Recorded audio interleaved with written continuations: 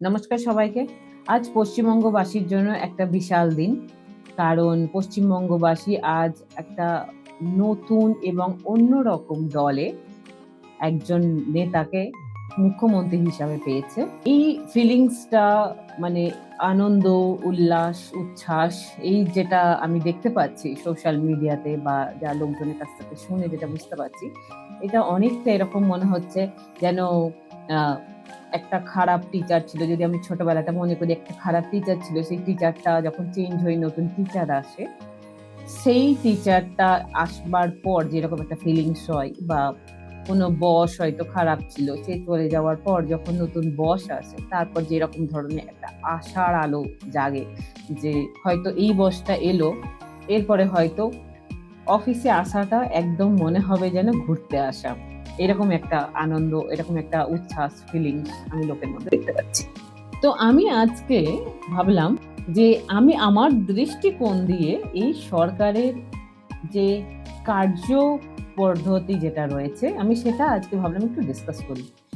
হয়তো পশ্চিমবঙ্গবাসীর জন্য এটা নতুন সরকার, কিন্তু আমি এখানে ১৩ বছর ধরে আছি দিল্লিতে। আ আমার হাসব্যান্ড একজন নর্থ ইন্ডিয়ান এবং আমি নর্থ ইন্ডিয়ান ফ্যামিলির যৌথ পরিবারের বউ। মানে আমি কোনো প্রবাসী বাঙালি, বাঙালি পাড়াতে থাকি সেইভাবে না। আর আমি একটা বাঙালি ঘরে জন্মেছি, সরকারি স্কুলে পড়েছি, বাংলা মাধ্যমে পড়াশোনা করেছি। তো আমি যতটা বেঙ্গলকে চিনি, আমি ঠিক ততটা আমি এখানকার যে হিন্দি বেল্ট নর্থ ইন্ডিয়ানদের চিনি। এবং আজকে যে নতুন সরকার এসছে, সেই সরকারের কাজ করার পদ্ধতি, সেই সরকারের চিন্তাভাবনা আমি খুব ক্লোজলি দেখেছি। আমি ব্যাংকিং এ থেকেছি। ব্যাংকিং জেনারেলি কেন্দ্রীয় সরকারের নির্দেশ মতোই কাজকর্ম করে। আরবিআই কেন্দ্র সরকার থেকে নির্দেশটা নেয়। কোনো রাজ্য সরকার এত ইনভলভ তো হয় না। তো আমি ২০১৪ র আগেও ব্যাংকিং এ ছিলাম, ২০১৪ পরেও ব্যাংকিং এ ছিলাম। আমার হাসব্যান্ড ৬ বছর পোস্টেড ছিল গুজরাটে। তো আমি গুজরাটকেও অনেক ক্লোজলি দেখেছি। তাই ভাবলাম আমি হয়তো বেশ এলিজিবল ক্যান্ডিডেট যে বলতে পারবে এই সরকারের কার্যপদ্ধতি কিরকম। আমি কিছু জিনিস নিয়ে ডিসকাস করব। ১ম যে পয়েন্টটা আমি বলব সেটা হচ্ছে এক্সিকিউশন লেভেল। মানে এই সরকার হচ্ছে, আমি যদি আমার নিজের একটা ওয়ার্ড ইউজ করি তাহলে বলবো বেসরকারি সরকার। মানে এই সরকার হচ্ছে এমনভাবে কাজ করে যেমন আমাদের বেসরকারি প্রতিষ্ঠান কাজ করে। মানে আমরা যে এরকম তথাকথিত সরকার বলতে যেটা বুঝি সরকারি কাজ, যেটা করতে খুব সময় লাগে। ও নোটিশ আজ এসছে, হবে হয়তো কখনো। এটা হতে টাইম লাগে। আরে সরকারি কাজ তো হতে টাইম লাগে। এই যে চিন্তা ভাবনাগুলো আমাদের মধ্যে থাকে, সেই চিন্তা ভাবনাগুলো কিন্তু এখানে হয়তো ঠিকঠাকভাবে করা যেতে পারবে না বা চিন্তা ভাবনাগুলো আমরা ঠিকভাবে ইম্পোজ করতে পারবো না এর উপরে। কারণ এখানে এই যে সরকার, বিজেপি সরকার এসছে, বিজেপি সরকারের কাজ করবার যে প্রসেস সেটা হচ্ছে ভীষণ ফাস্ট। এবং আমি যদি দুটো এক্সাম্পল দিই তাহলে হয়তো আপনারা বুঝতে পারবেন। যেটা হয়তো সবাই জানে সেটা হচ্ছে ডিমনিটাইজেশন, সেকেন্ড লকডাউন।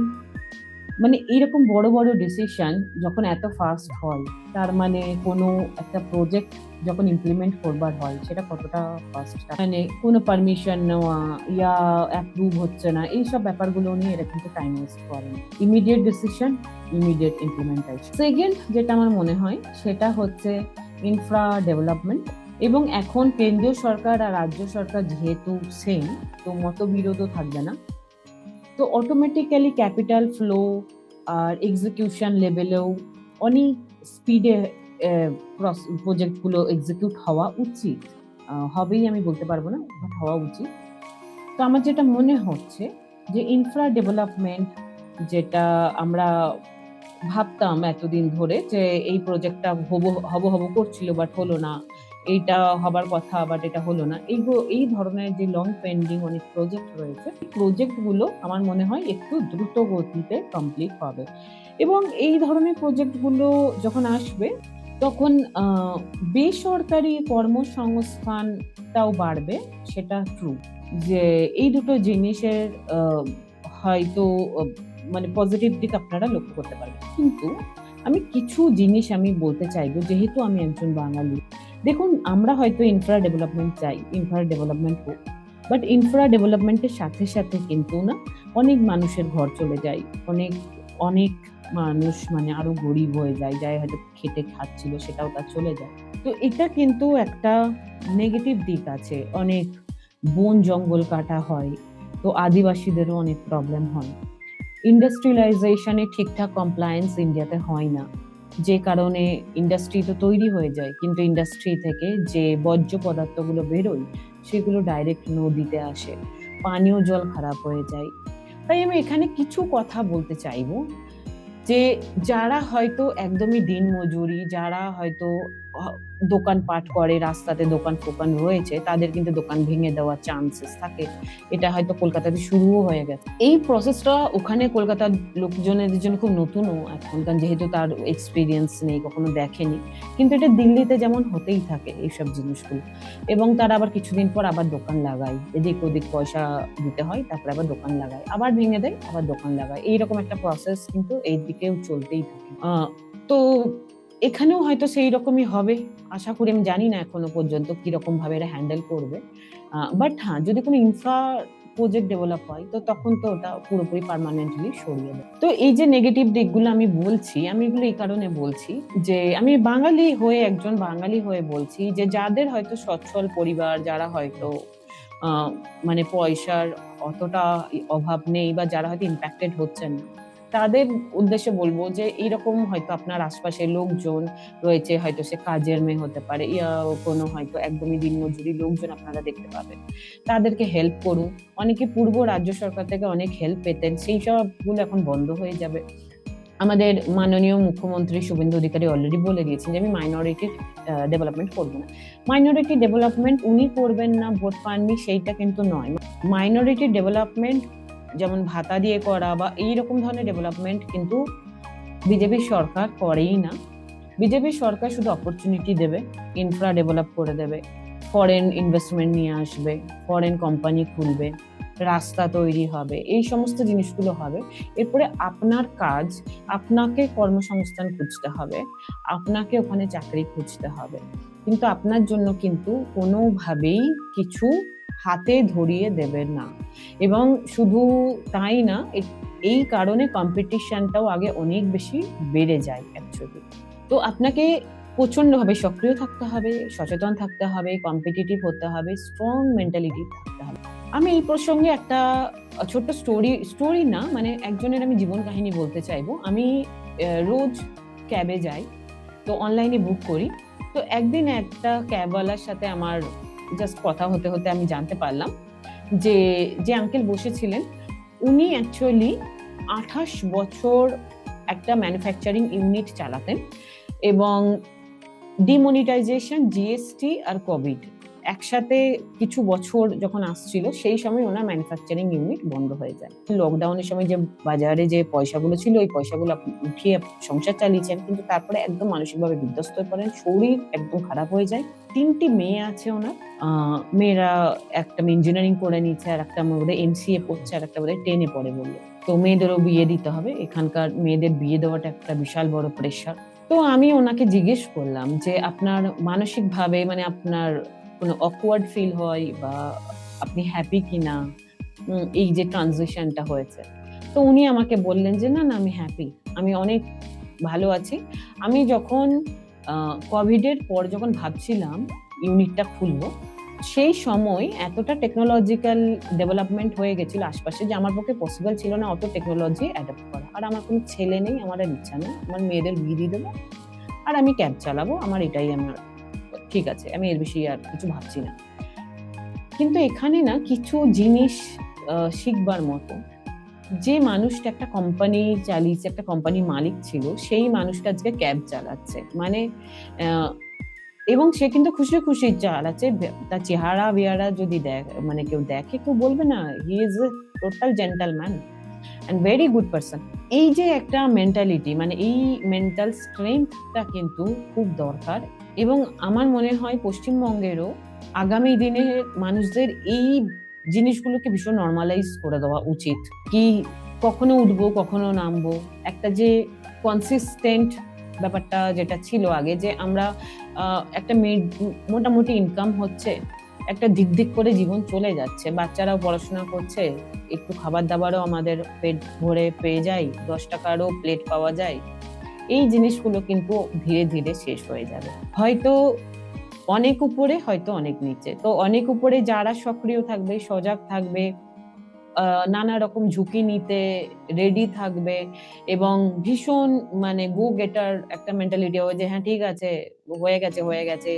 এটা স্ট্রিট স্মার্টনেস থাকতে হবে, যে হ্যাঁ আমি ওইসব নিয়ে ভাবি না, যে আমি এই পড়াশোনাটা করেছি তো আমার এই লেভেলেরই চাকরি দরকার, এই সব নিয়ে ভাববে না। সে জানে আমাকে করে খেতে হবে, তো করে খেতে হবে। হ্যাঁ, আর সরকারের থেকে আশাটাও কম রাখবে, যে হ্যাঁ আমাকে সরকারের থেকে আমাকে এটা দেওয়া উচিত, এই চাকরি সংস্থান করে দেওয়া উচিত, ওই করে দেওয়া উচিত। এই সব ব্যাপারগুলো যখন মেন্টাল মাইন্ড থেকে বের করে দেবে, তারা কিন্তু বেশি আগে এগোবে। তারা হয়তো ধাক্কা খেতে খেতে শিখবে, কিন্তু সে বেশি আগে এগোবে। আর যারা ওটাকে ধরে রাখবে, যে না আমি এমএ পাস, আমি এটা করবো না, আমি বিএ পাস, আমি ওটা করবো না, বা সরকারের এটা দেওয়া উচিত, খুব মুশকিল তাদের জন্য, কিন্তু ভীষণ মুশকিল, এইটুকু আমি বলতে পারি। আর একটা আমি জিনিস যেটা আমার মনে হয় যে আমার বলা উচিত, সেটা হচ্ছে আমি খুব পোস্টে দেখছি লোকজনেরা বলছে যে সরকারি শিক্ষা সংস্থানগুলোতে অনেক কাজ হবে, সরকারি শিক্ষা সংস্থানগুলোতে কাজ হবে, সরকারি স্কুলগুলোতে কাজ হবে, খুব ভালো কথা, যারা এই আশাটা রাখছে। কিন্তু বিজেপি সরকারের যে রাজ্যগুলোতে অলরেডি শাসন করেছে, হরিয়ানা, রাজস্থান, ইউপি, গুজরাট, কোথাও কিন্তু সরকারি শিক্ষা সংস্থানে উন্নতি হয়নি। আমি নিজে সরকারি স্কুল থেকে পাশ করেছি, আমি নিজে জানি সরকারি স্কুলের টিচাররা রীতিমতো ভালো মতো নিজেকে রেডি করতো, এক্সাম ক্লিয়ার করে সেই স্কুলে যেত। সেটা কিন্তু যদি মনে করছে পশ্চিমবঙ্গবাসী এখান থেকে পাবে, আই হ্যাভ ডাউট। আমি এখানে যেটা দেখেছি, এখানে সরকারি শিক্ষা প্রতিষ্ঠানগুলোর কোনো উন্নতি আমি দেখিনি। শুধু আজকের জেনারেশন না, আমার হাজব্যান্ডের জেনারেশনের টাইমেও সরকারি প্রতিষ্ঠানগুলো সেরকম ভাবে কাজ করতো না, ওরাও কিন্তু সব বেসরকারি শিক্ষা প্রতিষ্ঠান থেকেই পড়াশোনা করেছে। হয়তো বেঙ্গলে আজ গিয়ে প্রবলেমটা হচ্ছে সরকারি শিক্ষা প্রতিষ্ঠানে, এই প্রবলেমটা এই যে নর্থ ইন্ডিয়ান স্টেটে কিন্তু আজ থেকে মানে 25 বছর 20 বছর আগেও ছিল। সুতরাং আমি এই ব্যাপারে আমি জানি না যে কতটা হবে, বাট আমি ভীষণ ভাবে চাই যে আমাকে এটা ভুল প্রমাণিত করা হোক। আর একটা আমি দেখছি সোশ্যাল মিডিয়াতে, সেটা হচ্ছে মেয়েদের সুরক্ষা। মেয়েদের সুরক্ষা নিয়ে নাকি আশাবাদী। মেয়েদের সুরক্ষাটা নিয়ে যদি আমি কথা বলতে চাই, আমি একটু আমাকে অন্যভাবে বলতে হবে। ইউপি, হরিয়ানা, রাজস্থান, গুজরাট, এইসব স্টেটে যে সরকার রয়েছে, সেই সরকারের কাছ থেকে বেঙ্গলি মেয়েরা সুরক্ষা দাবি করছে। এইসব স্টেটে নারীদের প্রতি পুরুষদের দৃষ্টি আর পুরুষদের প্রতি নারীদের দৃষ্টি আর আমাদের বাঙালিদের মধ্যে এই সেম জিনিসটা অনেক অনেক তফাৎ। আমি বাইরের লোকের দ্বারা রেপ হওয়া, আমি এসবের মধ্যে যেতেই চাইছি না। একটা মেয়ের প্রতি তার বাবা, তার ভাই, তার হাজবেন্ড যে আচরণটা করে, সেটা হয়তো আমাদের বাঙালি পরিবারের কোনো মেয়ের গ্রহণযোগ্যই না। যেমন আমি একটা ছোট্ট কিছু এক্সাম্পল দিয়ে বলছি, এখানে ছেলে মেয়ে জন্মালে তার আলাদা আলাদা উৎসব হয়, সে আমাদের মতো সেম অন্নপ্রাশন হয় না। ওখানে হয়তো একমাত্র মেয়ে, এরকম ফ্যামিলি অনেক দেখা যায়, এখানে কিন্তু একটাও পাওয়া যাবে না। আমাদের বাঙালি সমাজে কিন্তু এরকম কোনো কালচার নেই যে বউ তার হাজব্যান্ডকে আপনি বলবেন, আর হাজব্যান্ড তার বউকে মানে হাজব্যান্ড তার ওয়াইফকে তুই বলবে। এটা কিন্তু এখানে আজকে জেনারেশনের নর্মাল। সেজন্য আমি বলছি নারীর সুরক্ষা, রেপ, এই সমস্ততে আমি যাচ্ছি না। আমি শুধু দৃষ্টিকোণটা বলছি, যে নর্মাল একটা ভাই তার দিদি বোনকে কি নজরে দেখে, একটা মা বাবা তার মেয়েকে কি নজরে দেখে, একটা হাজবেন্ড তার ওয়াইফকে কি নজরে দেখে, আমি শুধু সেইটুকু বলছি। অনেক এরকম ছোট ছোট ছোট ছোট জিনিস আছে যেটা বাইরে থেকে একবারই বোঝা যায় না, কিন্তু ঘরের ভেতরে যেটা এখানে একদম নর্মাল মনে হয়, কোনো মেয়ে কিন্তু এখানকার মেয়ে বলবে না যে আমার মা বাবা খারাপ, আমার ভাই খারাপ, আমার হাজব্যান্ড খারাপ, না, তাদের কাছে এগুলো গ্রহণযোগ্য, ভীষণ নর্মাল। কিন্তু যখনই একটা বাঙালি মেয়ে সে সচেতন বুদ্ধি দিয়ে চিন্তা করবে, তখন কিন্তু সে বলবে যে না, আমি এটা মানবো না, এরকম তো এইটা আবার কিরকম ব্যাপার, আমি তো এটা শুনবো না। তো এইরকম যাদের দৃষ্টিকোণ, তাদের কাছ থেকে যদি বাঙালি নারীরা নারী সুরক্ষা খুঁজছে, আমি জানি না সেটাও কতখানি হবে। কিন্তু হ্যাঁ, আমি একটা জিনিস আমি নিশ্চয়ই হাইলাইট করতে চাইবো, সেটা হচ্ছে আমি ইউপি লোকজনেদের কাছে আমি শুনেছি, মানে ইউপি মেয়েদের কাছ থেকে আমি শুনেছি যে তারা নাকি অনেকটা এখন সেফ ফিল করে এখন যে প্রেজেন্ট মুখ্যমন্ত্রী আছে তার থাকার জন্য। কিন্তু তবু তারা যে ডেসক্রিপশন গুলো দেয়, সেই হিসাবে নারী অসুরক্ষা তো বাঙালি সমাজে আসতে অনেকে ডিটোরিয়েট হতে হবে, তবে গিয়ে ওই অসুরক্ষা আসবে। দ্বিতীয়ত আমার যেটা মনে হয়, বাঙালি মেয়েরা যেভাবে গলা তুলে বলতে পারে যে আমার সাথে এইটা হয়েছে, সেই ক্ষমতা এখানকার মেয়েদের মধ্যেই নেই, সেই বিহেভিয়ারটা তৈরি করা হয় না। এক্সিকিউশন লেভেল হাই হবে, ডেভেলপমেন্ট হাই হবে, তার সাথে কিছু কিছু নেগেটিভ সাইডও আমরা দেখতে পাবো। এবং এই সমস্ত নেগেটিভ সাইডগুলো আমি অলরেডি বলে দিলাম, তার সাথে আমি আরেকটা নেগেটিভ সাইডও আমার না বললেই চলবে না, হয়তো আমার বলতে দ্বিধাবোধ হচ্ছে, কিন্তু এখন যা সমাজ হয়ে গেছে, এখন এটাই চিরসত্য, তো আমাকে বলতেই হচ্ছে। সেটা হচ্ছে ধর্মীয় ব্যাপারে নানা রকম বিভেদ আসবে। যদি ধর্মীয় বিভেদ থেকেও আপনাদের যদি মনে হয় যে আমি হিন্দু, তো আমার এটা সাপোর্ট করতে অসুবিধা নেই, আমরা হিন্দু প্রচার করছি বা প্রমোট করছি। আমি বলে রাখি যে নর্থ ইন্ডিয়া বেল্টে কিন্তু হিন্দুর মধ্যেও কাস্টিজম পেলে দেখা হয়। আমি এমনও সিচুয়েশন দেখেছি এখানে, যে আমি ডাক্তার দেখাতে গেছি, সেখানেও কিন্তু কাস্ট জিজ্ঞেস করা হয়েছে। তো এখানে বন্ধু করবার আগেও কিন্তু কাস্ট জিজ্ঞেস করে, তার অরিজিন জিজ্ঞেস করে, ভেজ নন ভেজ খায় কিনা জিজ্ঞেস করে। এখানে বন্ধুত্ব করার আগে ভেজ নন ভেজ ব্যাপারটা ভীষণ ক্লিয়ারলি দেখে। ভেজ যারা খায় তারা নিজেদেরকে উচ্চ স্তর থেকে মনে করে, যারা নন ভেজ খায় তাদেরকে নিম্ন স্তরে মানুষজন মনে করে। মানে মোদ্দা কথা আমি এটা বলতে চাইছি, যতই আপনি বিভেদ আর এইসবের দিকে ধ্যান দেবেন, ততই কিন্তু ধর্ম, তারপরে জাতিগত, তারপরে খাবার, মানে সব জায়গাতেই কিন্তু ওই বিভেদের যে মেন্টালিটি, সেটা কিন্তু সব জায়গাতেই কিন্তু তখন আপনার নোটিশ হতে শুরু করবে। এবং যখন এইসব দিকে নোটিশ হতে শুরু করবে, তখন কিন্তু আলটিমেটলি আমাদের যেটা লক্ষ্য, যে আমাদের ওভারঅল সামাজিকভাবে ইকোনমিক্যালি আমাদের ডেভেলপমেন্ট চাই, আমরা কিন্তু সেখান থেকে বিচ্যুত হয়ে যাব। তো আমি ওই জন্য সবাইকে বলবো, যারা আমার ভিডিও দেখছে তাদেরকে আমি রিকোয়েস্ট করব যে এই সমস্ত নেগেটিভ জিনিসগুলোর দিকে কম ধ্যান দিয়ে যে ডেভেলপমেন্টটা হচ্ছে, সেই ডেভেলপমেন্টটার থেকে কিভাবে এনক্যাশ করা যেতে পারে, কিভাবে সুযোগগুলো আমরা নিতে পারি, আমরা কিভাবে নতুন বিজনেস শুরু করতে পারি, এইগুলোর দিকে বেশি ধ্যান দিন। কিভাবে আমরা কর্মসংস্থা করতে পারি, নিজেও উঁচুতে উঠবো, তার সাথে আরো 2-4টে এমপ্লয়মেন্টের অপরচুনিটিও জেনারেট করতে পারবো, এইগুলোকে আপনারা একটু বেশি ধ্যান দিন। এই সমস্ত পার্টিগত বিভেদ বা ধর্মীয় বিভেদ বা জেন্ডার ওয়াইজ বিভেদ, এইসব কিন্তু কোনো শেষ নেই এটার বিভেদের। আর একটা জিনিস আমি বলতে চাইবো, যে প্রচন্ড ভাবে আমাদের যে পূর্ব মুখ্যমন্ত্রীকে হ্যারাস করা হচ্ছে, সোশ্যাল মিডিয়াতে আর কি, প্রচন্ড ভাবে হ্যারাস করা হচ্ছে, প্রচন্ড ভাবে কটূক্তি করা হচ্ছে। কিন্তু দেখুন, একটা জিনিস কিন্তু আমাদের মনে রাখা উচিত, আজকে যে বসটা এসছে বা যে স্যারটা আমাদের ক্লাস নিতে এসছে, আমাদের এক্ষুনি মনে হচ্ছে খুব ভালো, কিন্তু হতেই পারে কিছু মাস পর আমাদের ঠিক মনে হচ্ছে না। যখন ঠিক মনে হবে না, তখন আমাদের এখানকার রাজ্যের নাগরিক হিসেবে আমরা কার কাছে যেতে পারি? অপোজিশনে যে বসে আছে তার কাছে যাব না, যদি আমাদের রাজ্যের সরকার আমাদের কথা না শুনে। আমরা অপোজিশন যে আছে, সে আমাদের আওয়াজটা তুলবে না, সে আমাদের কথাটা পৌঁছাবে, সে আমাদের জন্য হয়তো হয়ে অধিকার দাবি করবে।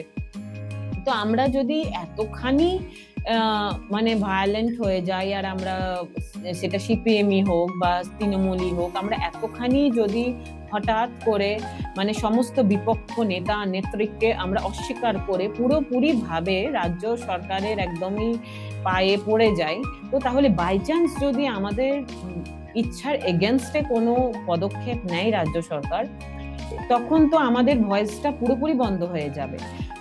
তো অপোজিশন পুরোপুরি ভাবে শেষ করে দেওয়াটা কিন্তু আমি কখনোই মনে করি না ঠিক। ওই অপোজিশন থাকা উচিত, যাতে সরকার যদি কোথাও ভুল করছে, অপোজিশন যেন এতটা স্ট্রং হয় যে সে আমাদের আওয়াজটা তুলবার ক্ষমতা রাখে। তো এটা আমার আর একটা অনুরোধ, যে এতটাও হ্যারাস বা এতটাও ক্রিটিক্যাল হওয়ার দরকার নেই। আমরা এখন সবকিছু আমাদের এখন ভীষণ মধুর মনে হচ্ছে, কিন্তু আমার মনে হয় এখন একটু ধৈর্য নিয়ে একটু শান্ত হয়ে আমাদের দেখা উচিত যে কতটা আগামী দিনগুলো কতখানি মধুর হচ্ছে, কতখানি ডেভেলপমেন্ট হচ্ছে, কতখানি কর্মসংস্থান হচ্ছে। এই ব্যাপারগুলো আমাদের দেখা উচিত। তারপর না হয় 1 বছর পর আমরা আবার আনন্দ করব।